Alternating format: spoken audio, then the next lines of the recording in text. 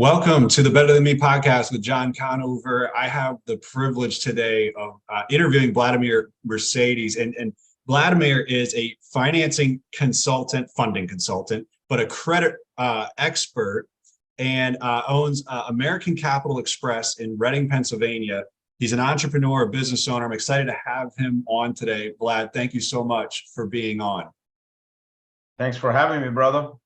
What's great about interviewing guys like you, Vlad, is I've had the chance with some of my guests I've maybe had so many one-on-one conversations with them already leading up to that point, and I know so much about what they do. And then there's other guests that I've brought on where I've been acquaintances. I've had the privilege of getting to know some people loosely, but I've really not learned their story, learned everything about them. So literally alongside my audience today, I get to learn more about you genuinely, like for the first time in some ways. I'm going to be learning from you, learning about you. And I think our audience is really, really going to take some of the things that you talk about today. I think they're going to be able to take them and use them in whatever businesses they're launching. So again, thank you for being on. But I think one of the cool things that sets the table for any conversation like this would be, I love hearing about people's story. You're a business owner. I would love to know, I love getting the origin, the beginning. What was it? What was younger Blad, green behind the ears, whatever they call it, right? What was that Blad like? How did you get started in business for yourself? Oh, cool. Thanks for the intro. And yeah, it's just like many things. A lot of the things that I'm doing now, they started by accident. So I didn't plan them my whole life. So I came to the United States when I was 14 years old. 1989 from the Dominican Republic. And one of the cool things that as soon as I landed here, there was a lot of anticipation. Like my parents knew I was going to come here. My father petitioned me and my sister, and they had me studying English, in preparation for coming to the country. So when I came here, I spoke the language already. I was fluent in English. And there was all that anticipation. You're going to the United States. It's like the American dream. Like that's the way they sold it to you back in those days. How great this land is, the opportunity. The work, the clothing, commerce, and that's the only thing that was on my mind was how great this nation was, and I couldn't wait to be here. So when I got here, that's exactly how we felt. I felt like the culmination of all that anticipation, like it was that great. So ever since I came to this country, I've been blessed and in a state of gratitude for being here. And I just knew this was going to be, I was going to make this my homeland, my country. So I ended up in Providence, Rhode Island. I went to high school there. I founded a chess team in my high school. There wasn't a chess team. I was considered a nerd, all throughout my school years. I was always nothing wrong with that. I had a really, really good education, but I was a snappy nerd. I wasn't the type of nerd that, you're gonna push or give me a wedgie and you weren't gonna get something back. So, but I was really fascinated by school and and mathematics and physics and and things that make you think, like chess. So I founded a chess team in my high school. There wasn't one before. We took it to the state championships, national championships. We did not win as a team in 1993, but I was able to win as an individual. So I'm a chess player, and I got a scholarship to college because of that. Wow. I also ended up going to the college that I didn't want to go to, so I only applied to one school, MIT, and we couldn't figure out how I could get in there after I got accepted. So I ended up in Rhode Island College, and I was bored out of my mind for quite some time. I basically ended up taking industrial technology instead of theoretical physics, which is really what I wanted to be. In my mind, I wanted to be a scientist, theoretical physicist. And I ended up quitting college because I was too bored after I discovered drinking and playing pool all night and girls and so I just felt like I was doing nothing with my life. I ended up quitting college to join the United States Marine Corps. So one of the best decisions I made in my life was to do a self-correction when I felt like I was going nowhere, and I joined the Marine Corps. Marine Corps gave me a lot of discipline, a lot of the core values that I have today. and that I run my businesses with, ethics, honor, courage, commitment. And but that was a great decision that I made. So after that, while I was in the Marine Corps in the reserves, I moved to New York, and I started working in a car dealership as a finance manager. That's what I learned, how to read credit reports, how to deal with lenders, how to book the vehicles for financing. I learned a lot, and customer service. I learned a lot, even though the car business was very different back then. This is all pre-internet. Sure. And yeah, after that, I just went into business for myself, and I've never looked back ever since.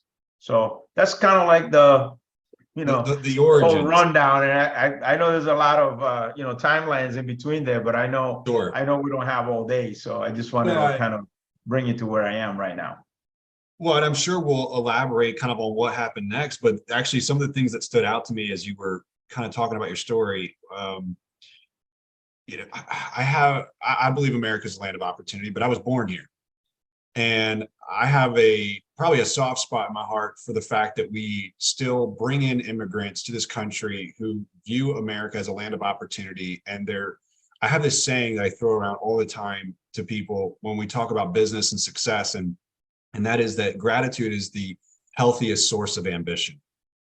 And if I'm grateful for my family, I'll provide for them. If I'm grateful for my opportunity, I'll make the most of it. If I'm grateful for my health, I'll protect it. So all the ambition that flows out of greed is usually poisonous, but all the ambition that flows out of gratitude is usually healthy. And from what I've heard from you and many others who came to this country looking for opportunity, is there was this huge amount of gratitude for being here, and you've made the most of it. What are your thoughts on that?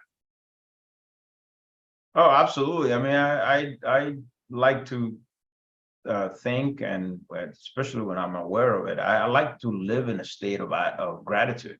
Gratitude is a great feeling. It's a great state to be in, and it's only second to love, and it's a close second, by the way, because it's hard to, be bitter or not to be able to be at your best when you're grateful, So yeah, that's kind of how I live. You feel generous, you feel there's abundance, it's I like being in a state of gratitude. Yeah, I like to think that I'm constantly in a state of gratitude, but no such thing as a real constant, right? But most of the Right. time in a state of Most of gratitude. the time.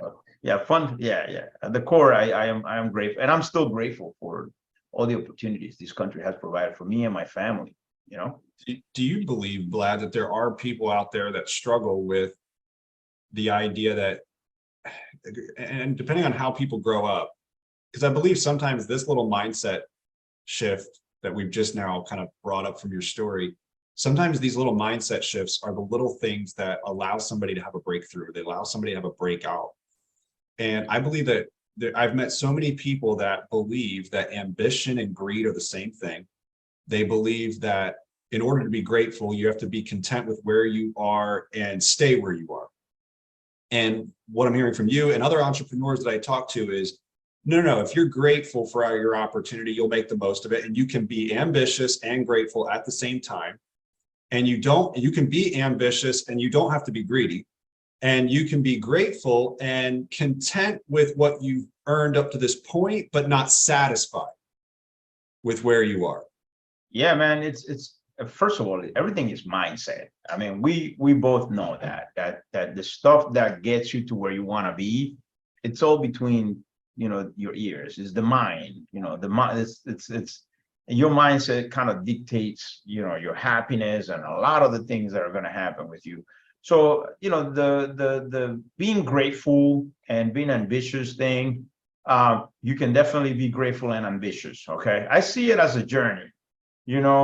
Where the destination is illusional because you never really get there. Can you enjoy the journey and still keep going?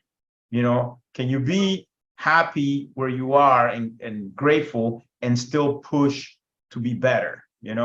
A real successful person really separates the people that really push, and some of them might or might not enjoy the quality of life that they have. But success can be measured in many different ways. But staying objective, is somebody that keeps pushing when everybody else thinks they got there already.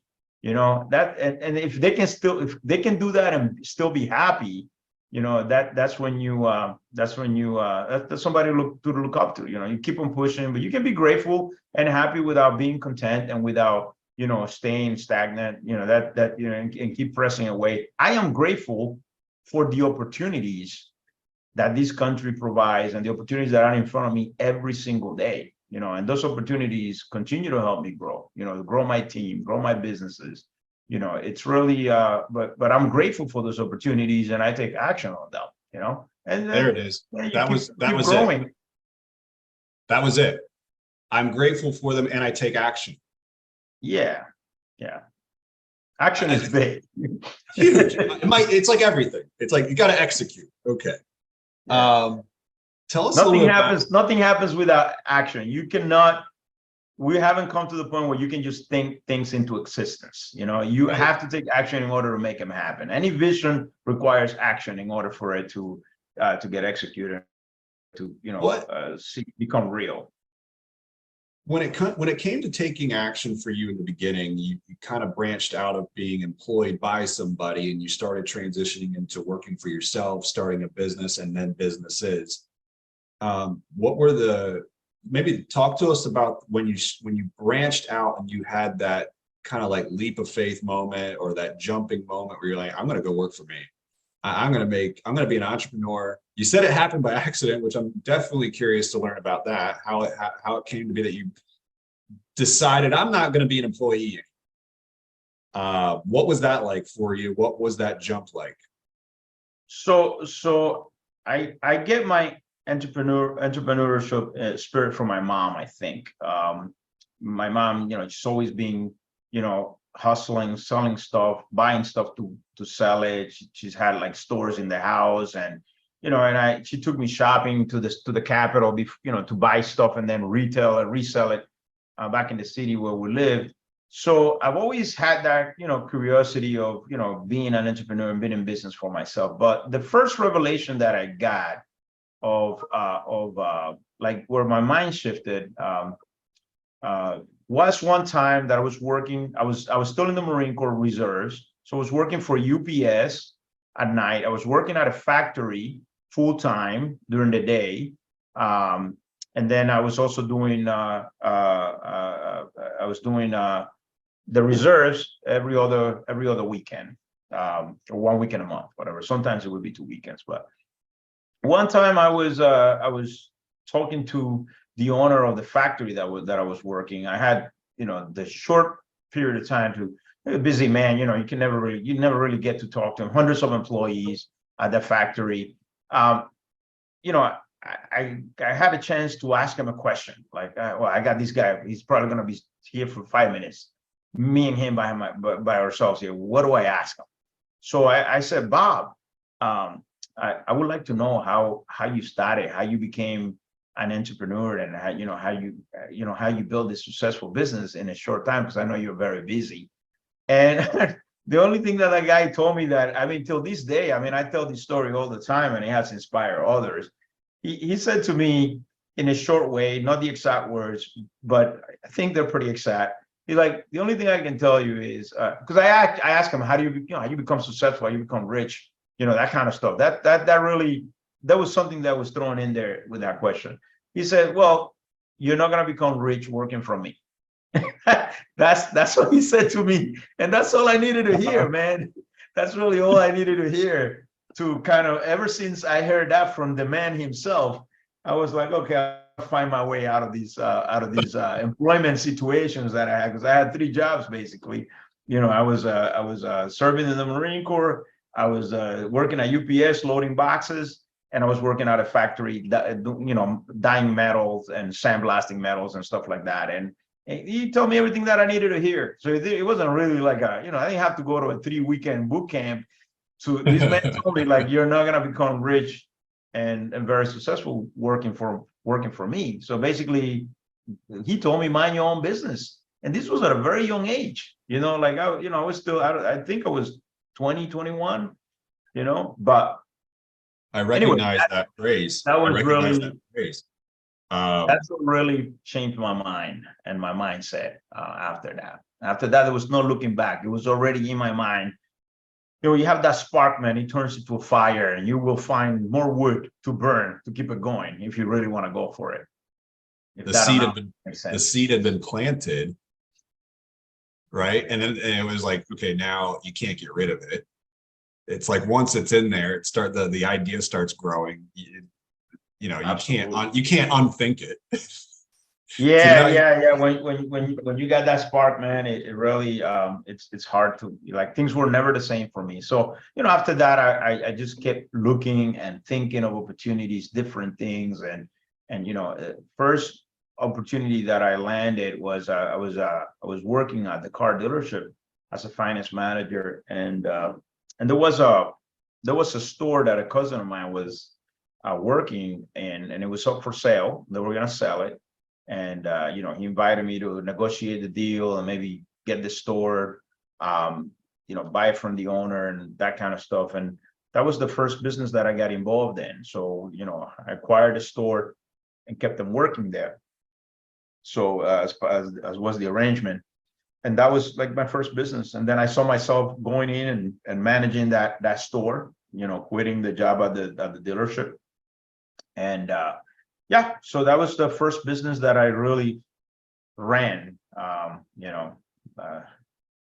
you said a phrase earlier that I caught, that if somebody has not read this book yet, they need to go read the book. But I caught the phrase that you used from the book, and I don't know if you did it intentionally, but it was the phrase mind your own business. And that comes from the book Robert Kiyosaki wrote called Rich Dad Poor Dad. Yeah, Rich Dad Poor Dad is one of the best books that I read. My first great book was The Richest Man in Babylon. Yeah. That book, and it was the spark started, getting me into reading these kinds of books, and and taking some sort of action. So yeah, so I didn't do it intentionally, but that might be there from that book, because I've read that book about 4 times. So I just finished it for the second time, and that's probably why it was fresh in my mind. And I love it. I guess we could park there for a second if you're okay with it. It would be the idea of anybody that's out there listening. It's like, maybe you have a job, right? You got a job. You're trying to pay your bills. You're trying to make ends meet. You don't want to go bankrupt or mess your family up financially in the process of trying to go into business for yourself. And in today's world, because of technology, I don't even think you have to make a leap of faith anymore to go into business. You can do things on the side. And the idea that you can mind your business in your off hours has become almost so cliche in our culture that you're able to do that. Everybody knows you can do that. It's so obvious. You don't have to quit your job tomorrow and start a business. When you talk about minding your business, did you have a transitional period where you were working a full-time job somewhere, paying your bills, and you were minding your business on the side, and slowly over time you were able to transition out? Is that how it went for you? yeah. So when I first acquired the store, I had a full-time job, right? And that job was paying very well. It was compensating me well. I liked it. It was just long hours, and I had somebody else managing the business, so sometimes that's something that you can do. You can get into some partnership situations. And the idea was maybe always to transition out of the job, eventually growing the store into multi-stores. That was always in the back of my mind. But the opportunity just seemed too good to pass, and we acquired a store. So and that's how the opportunity came in. But I knew that the time was going to come when I was going to have to leave the job in my own business, as you should. And look, you can find success working for other people. Not everybody's cut out to be an entrepreneur. And maybe the advice that Bob gave me was just speaking to me because of the type of question that I asked him, right? Right. I'm sure as hell that he wouldn't want all his employees to leave the company and all try to be an entrepreneur, and he's left with an empty factory.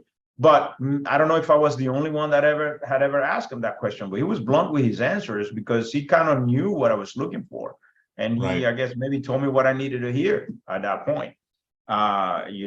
So you can find success in many different ways. Like I say, success is relative. You can define success. You can be a successful employee. You can have a fulfilling, rewarding career working for somebody else. You might be leaving the vision of that company and the mission. You get behind it, and you never really think of the idea of running or owning your own business, right? We're not trying to turn everybody into an entrepreneur, but if you got it, Right. you got it. Right. And this If is the what you bug want to bit do. you, If this is what you want to do, then we're speaking to you. yeah, if the bug bit you and you're infected with the disease, like Yeah. got to And figure out remember, how to. an entrepreneur is somebody that quits working 40 hours for great money to work 80 hours for no money. Like, that's one way. That's one way of defining it. So it's not Yeah. all rosy there. It's Right. yeah. Well, no, it's interesting because you could. I heard Gary Vaynerchuk talk about this all the time, and he said, there is a place for everybody in the business world, and for some people, not everybody can be Mark Zuckerberg, but there were plenty of number 1, 2, 3, and 4 employees that made billions of dollars. They did fine financially, and they found their place in the business world. But for those that they have the entrepreneurial bug, and it bit them pretty good, and they're like, okay, I gotta work for me.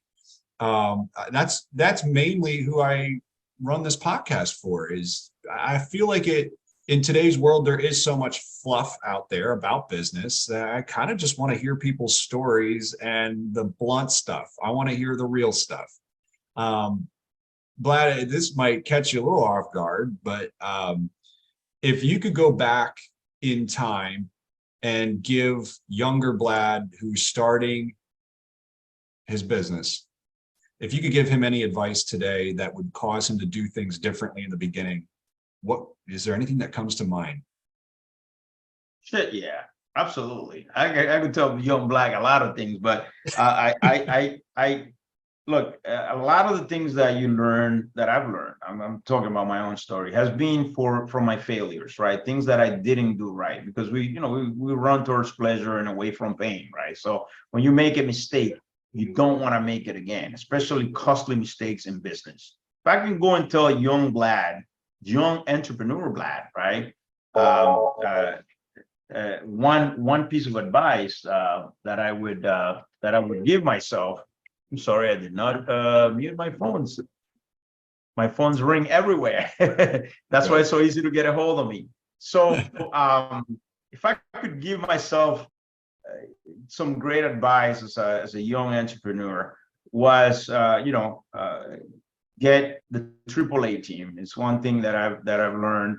AAA team is have great accountants, great attorneys, and great advisors.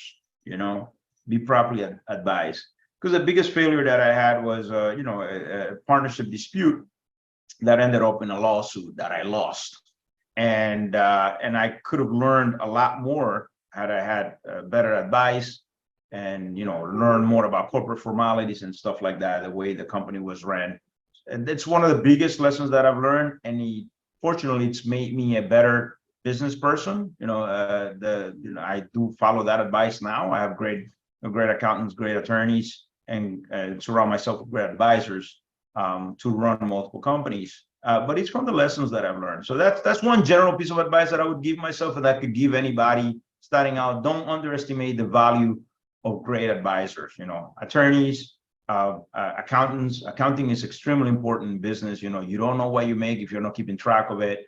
Have your books in order and stuff like that. And advisors. And an advisor can be a financial advisor. It could be an advisor that can advise you in other areas of your business, HR, etc. But that's the one general piece of advice that I could give myself, that that could make me even a better version of who I am today. I'm happy where I am. I'm grateful for the mistakes that I've learned from, and those tough moments and those failures is what's made me. I don't think it could have really been any other way.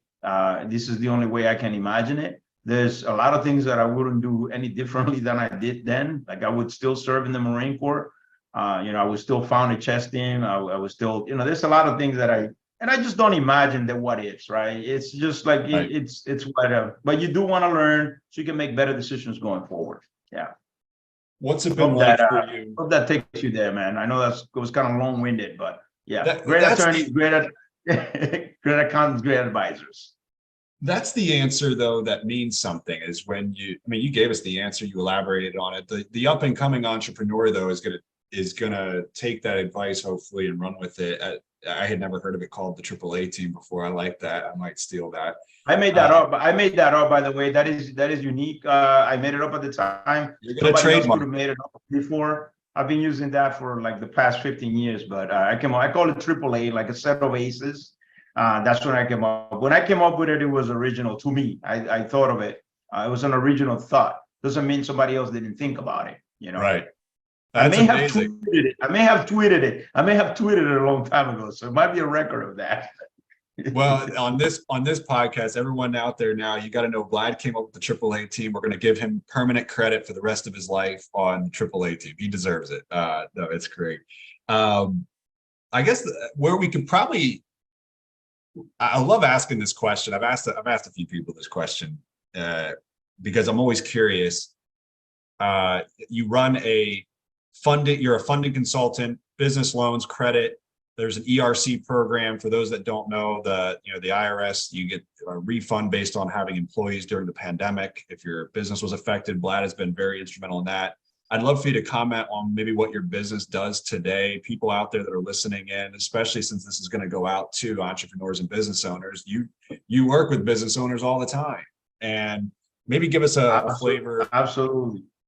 Yeah, give us a flavor of what you're doing for business owners today, and how you're meeting a need in the marketplace. Thanks, John, for allowing me to throw a plug here for my business. So I run a company called American Capital Express. Everything's spelled correctly. We're funding consultants, basically business loan brokers. We work with all types of different funding options, and I'll go over a few. We deal with SBA loans, whether it's a 7A SBA loan, working capital SBA loan, a commercial real estate, or the 504 SBA loan. We work with many lenders across the country to accommodate the range of clients that we have nationally. We also do lines of credit, which is clients with those types of funding, invoice financing, also known as factoring. We work with merchant cash advances if somebody needs quick funding, short-term lines of credit, small business credit cards, some of the products, and some government programs. Right now, the most attractive government program that's going on, since you mentioned it, is the Employee Retention Tax Credit. And this is a refund for retaining employees between the periods of 2020 and 2021. You may qualify for up to $26,000 per employee. Very rare to qualify for that amount, but it's possible if you had W-2 employees during those periods of time. We teamed up with accounting firms and law firms to process these programs, these refunds. We do not process them in-house. They're processed by certified accountants and attorneys. This is considered delicate accounting, and I recommend that whoever you're working with knows what they're doing with these things, right? Because you're amending returns. This is a great opportunity for you to fund your business. You do not want to miss this program, and you do want to check if you qualify. There's a lot of misinformation going out there. People thinking that they don't qualify because they took a PPP loan, or maybe they did not have revenue decline. You want to check with an expert, and we welcome anybody that wants to get a quote. If you have W-2 employees between 2020 and 2021, reach out to us to assist, to connect you with the accounting firm that we're working with to calculate your ERC refund to see if you actually qualify for the refund. That program is going to end like everything else. It's a refund that you do not have to pay back. Wow. When you receive it. So yeah, it's life-changing, especially for businesses that were affected by COVID. And I mean, it's hard to say who wasn't affected by COVID, right? It changed everything. Those closures, so it's a great program. It hardly gets any better than money that the government is putting in your business hand that that you do not have to pay back, and that is very essentially you can reinvest into the business or do many other different things. So that's one of the most attractive programs that we're working with right now. But we do any type of most of the available funding programs out there for you to secure working capital for your business, for expanding, for acquiring another business, partner buyouts, equipment financing, you name it. That's what we do. We have about 12 funding consultants right now in the organization. It's still growing, and we're nationwide. So if you're anywhere in the country, the United States, and you're listening to this podcast, you can reach out to us. We can probably help with some funding options. American Capital Express in Reading, Pennsylvania. People can probably find you if they Google that, I'm sure. And if you want to put any more contact information, we come up right away. AmericanCapitalExpress.com is our website. There you go. Can find us there. Well, that was a shameless plug, but I think that in some scenarios, all you're trying to do is help business owners get access to capital so that they can take all the great ideas they have. Maybe they pick up ideas for even listening to a podcast like this, where they get to hear from you, and they have these ideas, but sometimes it takes money to execute those ideas. And this is an amazing need in the marketplace that you guys are filling. This is an interesting question, because I think this could take us right to the end, Vlad. I think this could take us, put a nice little wrapper on it. And without vision, the people perish. I believe that as an entrepreneur, it's impossible to not always be looking through the windshield. What's next? What's coming down the road? Actually, something you just mentioned was that the ERC program is temporary. It'll probably go away. What does Vlad want to do next? Where does your business go from here? Or are there other things on the horizon for you? Man, I have. You would think that's a short answer, but I have so many things that I want to do. But the direction of the business, I really want to grow the organization. Create more jobs, and that translates into growth for our company and a lot of good for the community. So that we want to help as many entrepreneurs as possible. We're having tremendous success. We do good work. People refer us. We have great partners that refer their clients. They can trust us with their clients. So we're growing. I'm just focusing on growing the organization and creating, continuing this great run that we have. So when you put capital in the hands of small businesses, man, it's one of the most fulfilling things that you can do. You're helping employees stay employed, right? You're helping communities. You're helping the economy. It's just a lot of good that we do when we put capital. I love putting money in the hands of entrepreneurs, because they just put it into their business. That's what they do. And create more jobs and help the economy and improve their community. And small businesses are the backbone of every community. And you get to really know that when you're working with them. You really get to know how true that is. That's a very true statement. Yes, absolutely. I love that. Well, what you're doing is phenomenal, Vlad. And I didn't know what kind of advice or ideas you would come up with on this podcast today. And it's always a mystery to me what I'm going to learn. I think one of the biggest things that stood out to me was right at the beginning when we talked about gratitude and ambition. I really hope people took that. I think it's going to help some people make a mindset shift.